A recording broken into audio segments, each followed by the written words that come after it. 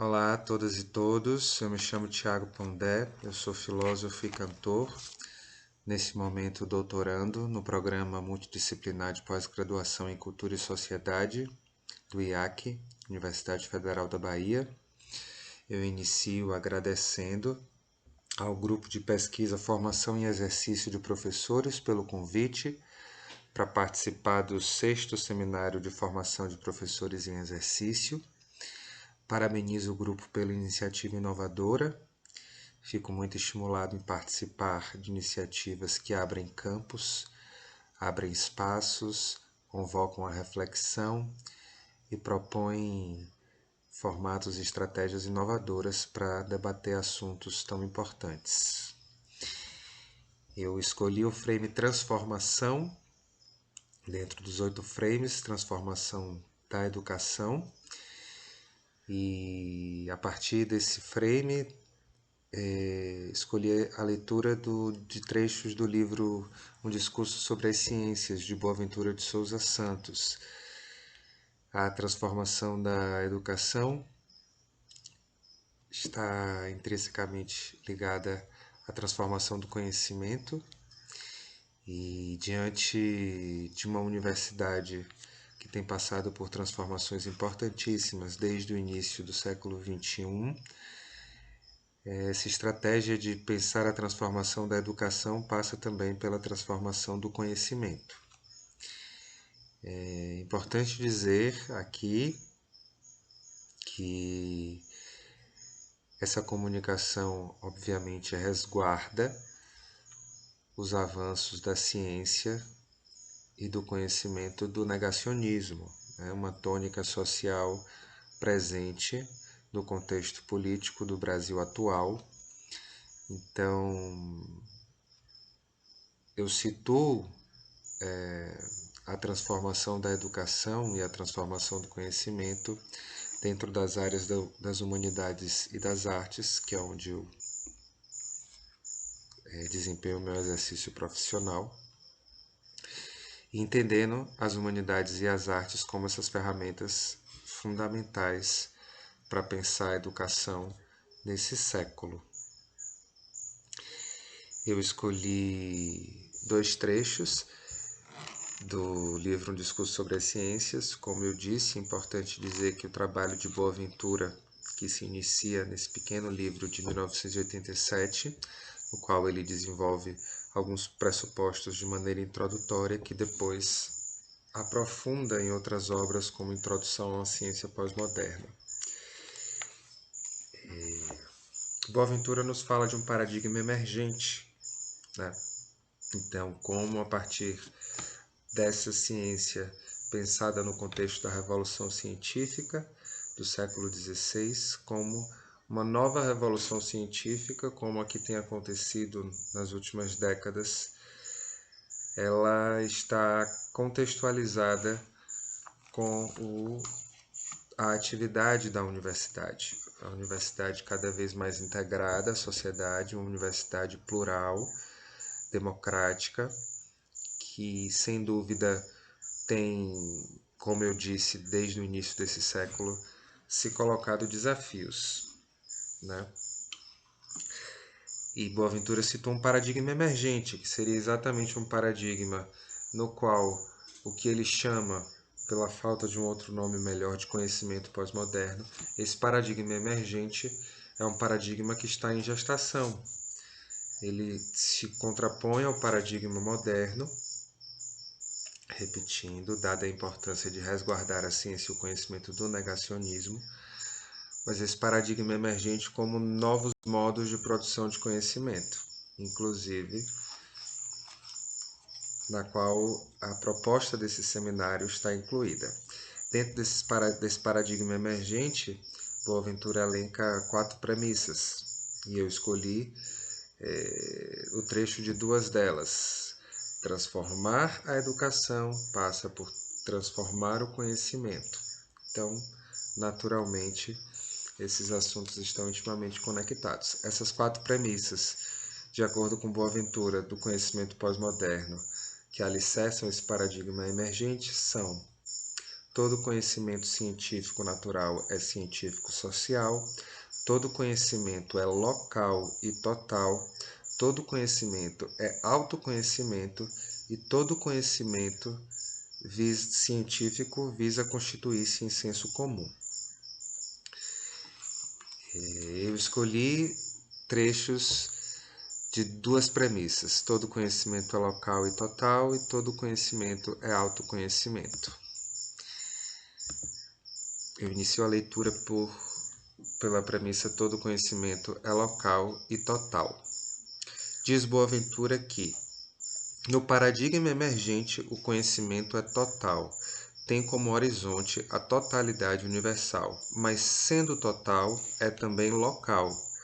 Constitui-se em redor de temas que em dado momento são adotados por grupos sociais concretos como projetos de vida locais, sejam eles reconstituir a história de um lugar, manter um espaço verde, construir um computador adequado às necessidades locais, fazer baixar a taxa de mortalidade infantil, inventar um novo instrumento musical, erradicar uma doença, etc., etc.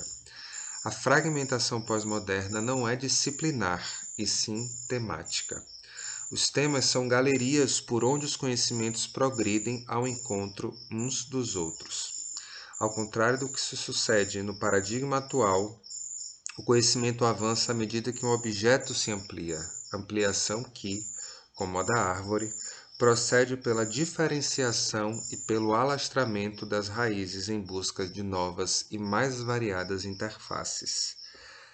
Mas sendo local, o conhecimento pós-moderno é também total, porque reconstitui os projetos cognitivos locais, salientando-lhes a sua exemplaridade, e por essa via transforma-os em pensamento total ilustrado. A ciência do paradigma emergente, sendo, como deixei dito acima, assumidamente analógica, é também assumidamente tradutora, ou seja, incentiva os conceitos e as teorias desenvolvidos localmente a emigrarem para outros lugares cognitivos, de modo a poderem ser utilizados fora do seu contexto de origem. Esse procedimento, que é reprimido por uma forma de conhecimento que concebe através da operacionalização e generaliza através da quantidade e da uniformização, será normal numa forma de conhecimento que concebe através da imaginação e generaliza através da qualidade e da exemplaridade. O conhecimento pós-moderno, sendo total, não é determinístico, sendo local, não é descritivista. É um conhecimento sobre as condições de possibilidade. As condições de possibilidade da ação humana projetada no mundo a partir de um espaço-tempo local. Um conhecimento deste tipo é relativamente imetódico. Constitui a partir de uma pluralidade metodológica. Cada método é uma linguagem e a realidade responde na língua em que é perguntada. Só uma constelação de métodos pode captar o silêncio que persiste entre cada língua que pergunta. Numa fase de revolução científica como a que atravessamos, essa pluralidade de métodos só é possível mediante transgressão metodológica. Sendo certo que cada método só esclarece o que lhe convém, e quando esclarece, fala sem surpresas de maior, a inovação científica consiste em inventar contextos persuasivos que conduzam à aplicação dos métodos fora do seu habitat natural. Dado que a aproximação entre ciências naturais e ciências sociais se fará no sentido destas últimas, caberá especular se é possível, por exemplo, fazer a análise filológica de um traçado urbano, entrevistar um pássaro ou fazer observação participante entre computadores. A transgressão metodológica repercute-se nos estilos e gêneros literários que presidem a escrita científica. A ciência pós-moderna não segue um estilo unidimensional, facilmente identificável. O seu estilo é uma configuração de estilos construída segundo o critério e a imaginação pessoal do cientista. Agora, um outro trecho sobre todo conhecimento é autoconhecimento. Podemos afirmar hoje que o objeto é a continuação do sujeito por outros meios. Por isso, todo conhecimento científico é autoconhecimento. A ciência não descobre, cria, e o ato criativo protagonizado por cada cientista e pela comunidade científica no seu conjunto tem de se conhecer intimamente antes que conheça o que com ele se conhece do real. Os pressupostos metafísicos, os sistemas de crenças, os juízos de valor não estão antes nem depois da explicação científica da natureza ou da sociedade. São parte integrante dessa mesma explicação. A ciência moderna não é a única explicação possível da realidade, e não há sequer qualquer razão científica para considerar melhor que as explicações alternativas da metafísica, da astrologia, da religião, da arte ou da poesia.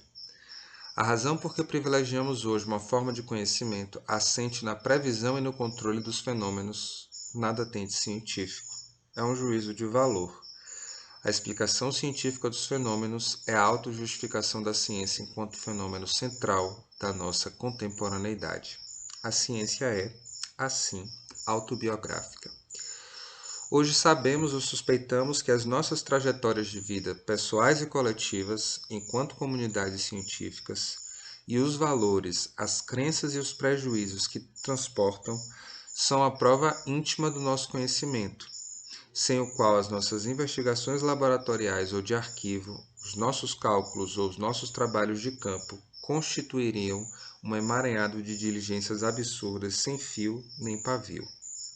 No entanto, este saber, suspeitado ou insuspeitado, corre hoje subterraneamente, clandestinamente, nos não ditos dos nossos trabalhos científicos.